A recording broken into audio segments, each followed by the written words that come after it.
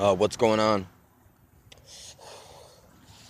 I've been seeing this repeated theme in movies, man, and in real life too.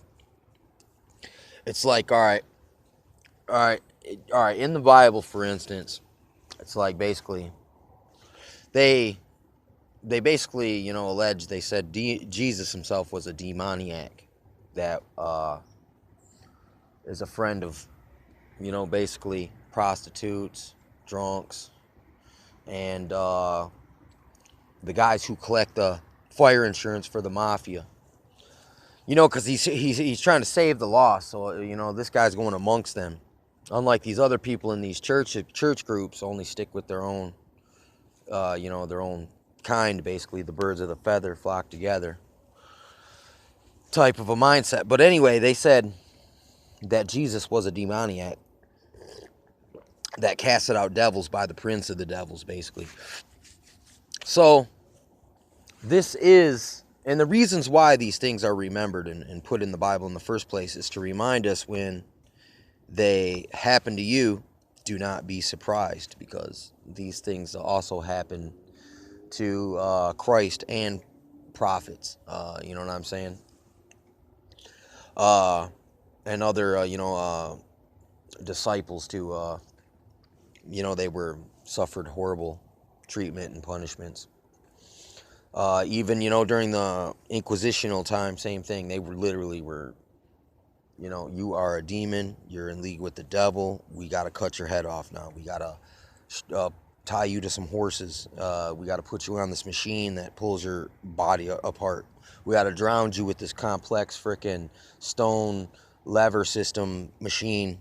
You know what I'm saying? Like, or they'll say something like, if you don't confess to because we know you're guilty. If you do not confess, you go to the machine. But if you confess, well, we'll just cut your head off and it'll be quick and painless.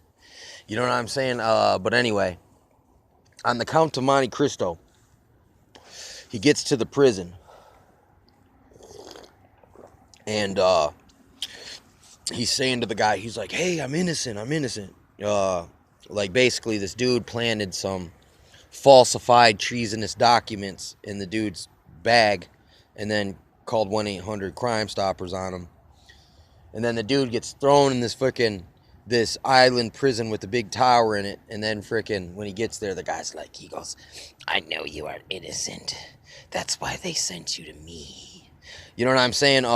But there's this theme. I've been seeing this lately. Like, look, in Beauty and the Beast, in a Disney flick, might I add. So it's like Disney is really good at projecting this bitchcraft imagery of how life should be, what you should expect.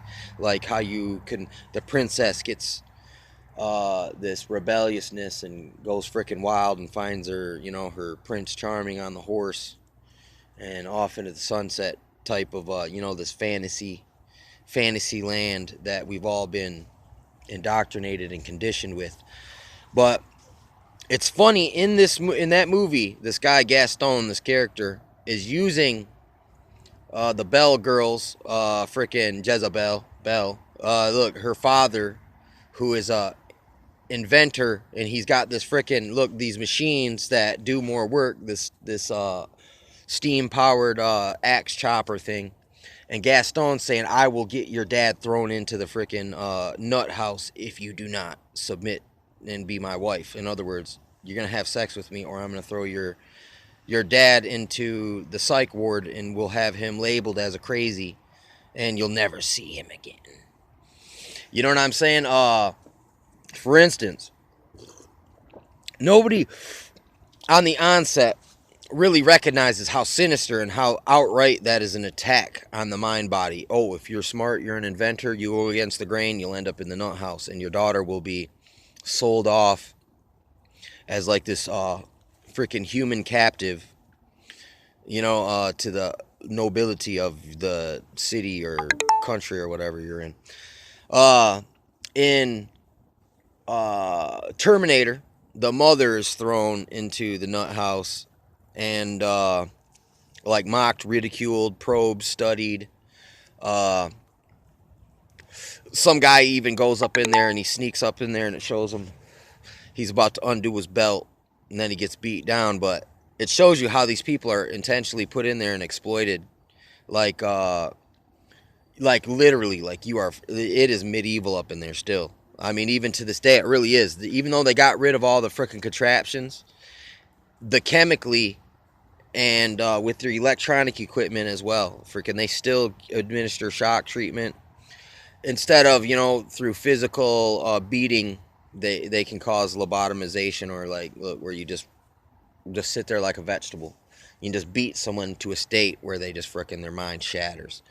Or you can stab them in their brain, shut it off, or you can give them a chemical that'll do the same freaking thing. But once you come off the chemical, you might come out of it, but they can still do it artificially. Like, look, like literally, you are imprisoned, and the fact that you're in the nut house, like no one will, your credibility is fucked. So I mean, it's like it's always been this kind of like this horrible fate that awaits someone who grows a conscience one of these days, and you know, is willing to speak their mind, in other words, or go against the indoctrination that steps out of the pure pressure programming, mind control. That, and literally, even rehab is a kind of a psych drug place. It's just almost it's just a step below going to the psych ward. You know what I'm saying? And, you know, it's also used to demonize patriots these days, ex-military, calling PTSD like some kind of, like, genetic disorder when it's not. It's just, it's called people have a conscience. And when they done something so horrible, and it was ordered for them to do, because this other guy, it's on my conscience, you do it. But no, it doesn't work that way. It's still the people that you entangle into these affairs. It's going to have an effect on their conscience, especially if they at some point recognize that it's totally unrighteous, totally a lie, totally a facade, fraud, and they've, you know, they've slaved their life away for a false cause. Some people are okay with that. They'll take their check and life as usual, and you know, gravitate towards another position of power or authority where they can exercise their sociopathic, psychopathic, narcissistic supply environment where they get to be this, in a position where they get, you know, dictatorship style, like sub-dictatorship control. Because a dictator is hiring other assholes to fulfill his lusts for him. You know, because I realize this world, what's beyond the money? It's what's beyond that is psychological sick pleasure, sadism, joy from others' suffering. That's what these people really live for. They get a rise out of watching how they can make everyone else suffer. Like the power, like watching that. You look at their eyes, their eyeballs will be all big and black, like they were smoking some crack.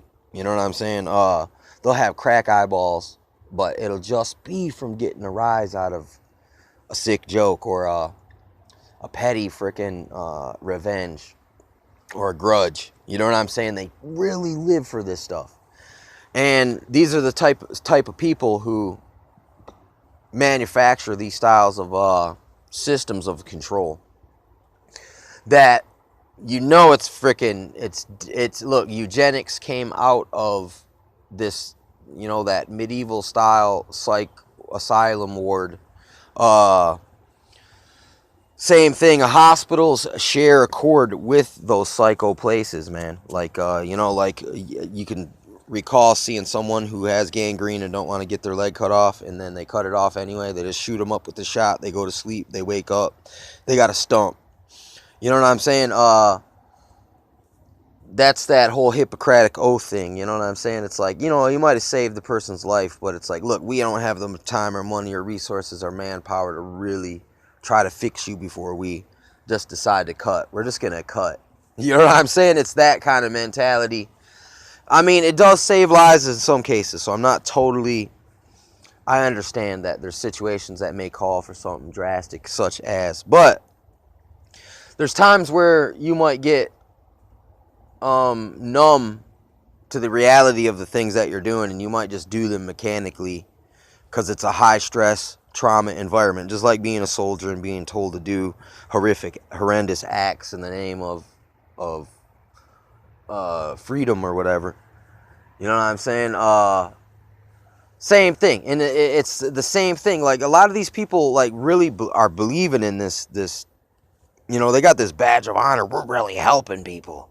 It's like, but incrementally, they don't know that the people above them are exploiting the situation and causing another party to suffer, and a party without a voice, a prisoner, like someone who's totally under your control, total control, because literally you are sold over almost as a slave commodity to these institutions, and these guys have total dictatorial control over your life. And literally, you can find this out, that scientific, the psychiatric is not as scientific as you would think. It's secular. It's like 10 guys on a council vote if a disease be real or not. Like, a lot of diseases that we are so fucking, like, believe in, they're really not diseases. They're just made up conditions that a group of people agreed on. It's the same thing how they decide who's a terrorist and who's radicalized and all these other keyword, trigger word, trauma words, insider words, frickin' double meaning words, double speech, Machiavellianism, reverse Underground Railroad type insider code words.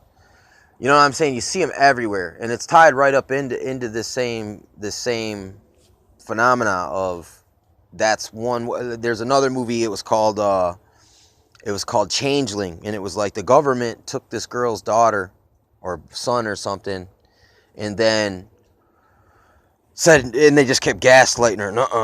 No, you're crazy. If you keep saying that, we're gonna lock you up. You know, and she's threatened with being called crazy and thrown into the nut house to be abandoned and forgotten. And, basically throw away the key and let you rot in there. It's worse than being in prison. It's worse than being on parole. It's like, literally, they straight up have